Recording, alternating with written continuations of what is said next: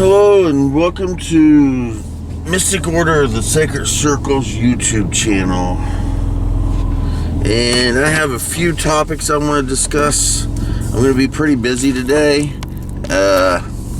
Today is about the only day I have free, but my mother called and she needs some assistance today. So I'm going to spend however much time necessary to try to accomplish those tasks. So anyway, I got a bunch of notes here. So I am going to go ahead and try to delve into some of this while I'm driving around to try to get these things done, because if I don't, who knows when they'll get done. So the first topic is deity. Do I believe in a physical entity that is deity? And I have to say that although I do bounce back and forth on occasion on this topic, I try to stay on the fence, because to be totally honest, and this might be jumping a little bit, I might be digressing, but I don't think I am. I don't care what anybody says. Nobody, no human being in existence knows whether or not their God is real or not. Now, yes, I am really kind of focusing on the Christians here, because they know their God is real. No, they don't. They know because this right here proved it to them. No, they don't. They believe that their deity exists. So they interpret anything they possibly can, even if they have to twist it and stretch it and all that to fit their parameters. Nobody knows when it comes to religion. That's just the way it is. That's how I believe. I don't like saying I know anything, because in truth, it's generally always belief. But if you look at the definitions of it, as long as you believe it, technically you can manipulate circumstances and encounters and whatever you want to prove it to yourself, and then it becomes a fact, which is actual and real. So I try not to use those terms as far as knowledge is concerned, because you can know anything you want, but that doesn't make it real. Anyway, does deity exist physically as a being? I'm going to say no. I tend to stick to no. I don't believe that. Now, does deity exist as a being of spirit? Now, that one I'm really on the fence about. Maybe, maybe not. I would like to think yes. Again, there's absolutely no way of knowing that for real. Truly, there's no way of knowing. I would like to think yes. Evidence. If I look at the evidence that I get, if I look at it in a certain perspective, I would say yes, it definitely shows me that something is out there guiding my existence. I can say that if I look at it in a certain perspective. But I can also look at it in a different perspective and say, yeah, I don't think so. So, does it exist in spirit as an actual thing? Maybe. I'll say maybe. And that's about as far as I'll go with that. I believe that generally the concept of, and I don't like the idea of deity anyways. I don't like it anyway, because to me, let's say that a deity did exist, like physically actually existed. Anybody's deity, the Christian deity, any of the pantheons from mythology, and any pagan, any deity whatsoever, even the flying spaghetti monster, all right, any of them. Let's say that they are real, physically in existence. To me, any of that is just a high-powered alien that's just, his species have been around so much longer than ours, and they've just progressed. So even if deity does exist, just a more advanced alien than human beings, plain and simple. That's my take on it. But truly, I think that there's two real reasons deity exists. For real. One is, well, maybe three. Let me look here. Okay. We'll say there's three reasons. Reason number one is early humans just misinterpreted alien contact as deity because they were so much more powerful and than we are or were. All right, so there's one. Aliens. Two, it was humans attempting to figure out natural phenomenon. Oh, a lightning strike hit this tree and created fire. How did that happen? Well, it couldn't have happened just willy-nilly. There has to be a reason. There has to be a big, huge guy up in the sky that's holding lightning bolts, throwing them down, and, that sort of thing. Attempting to explain nature. Also, and I'll say lastly, the third other explanation could be it is just our subconscious interpreting, and it kind of falls somewhat around the second version of it, but it's our subconscious just coming out and helping us understand and comprehend things, and that's how it comes out. So it's either our subconscious, it's human beings' attempt to explain natural phenomenon, or it is a misunderstanding or miscomprehension of alien life. That's my interpretations of it. It could be a combination of those three. It could be one of those three, or it could be something completely different. Maybe they are real, but I look at it this way. Deity neither needs our worship or sacrifice, and hopefully doesn't want it.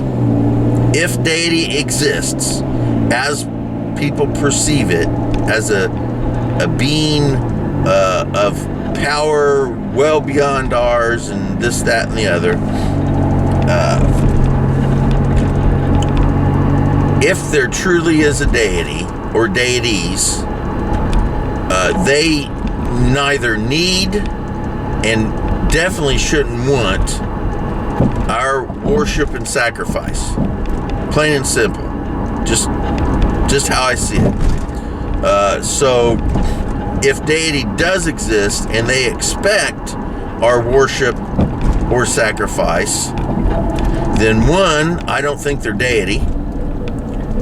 And two, if they are, i.e. just a highly advanced civilization alien from us, and if they do want that worship and they demand it and all this, then they're just arrogant, egotistical narcissists and not interested in that.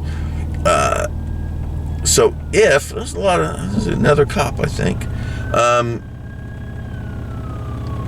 if they do demand that sort of thing, then again, I think that they're just using us, because it would be like us in the state that we're in now, demanding that chimpanzees worship us as gods.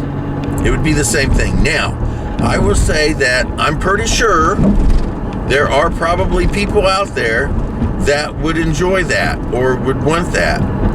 But again, I fall back to, I don't think so.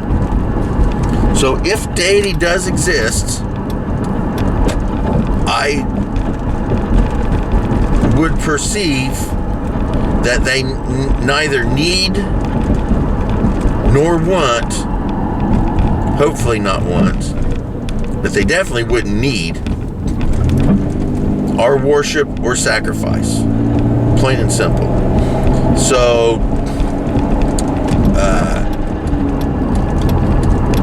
although I will say that in certain rituals that I do, in certain ceremonies, and just actions in general, could be perceived as worship and sacrifice. I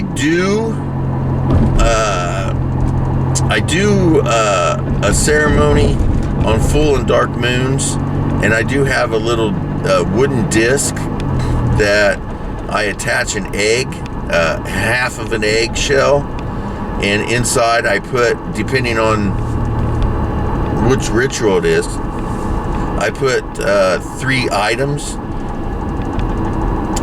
in the eggshell, light a candle, and then launch it out into the creek. And it's a symbolization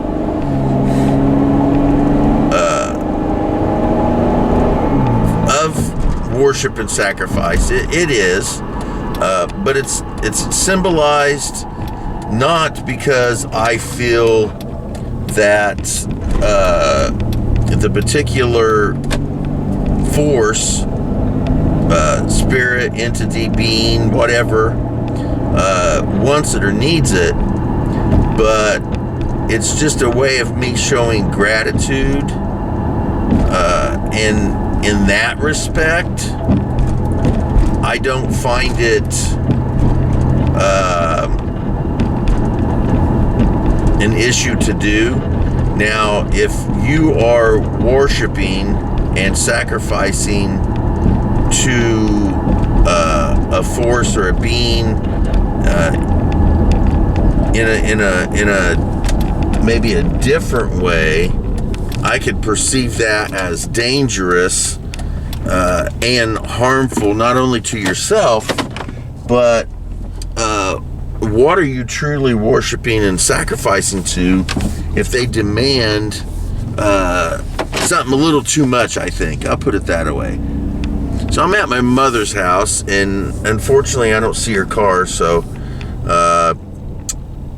yikes. She's supposed to be here. Oh yeah, I forgot. She had a doctor's appointment. She took off. She'll be back shortly. So deity, that's kind of my conception of deity. I do use the names and myths of deity as part of my daily workings and things to that nature. The two most used for me is Thoth and Hecate. But do I believe that they are both actual physical real beings? No, I really don't. I think that they are an aspect, a natural occurrence of energies. Thoth is the embodiment of knowledge and wisdom and things to that nature, as well as Hecate has got her aspects, but they're just